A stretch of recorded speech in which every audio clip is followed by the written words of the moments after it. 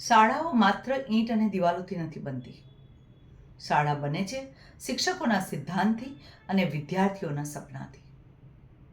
આજે આપણે ભાષા બદલવાની વાત કરીએ છીએ, કાલે કદાચ આપણે એના મૂલ્યો બદલી નાખીશું.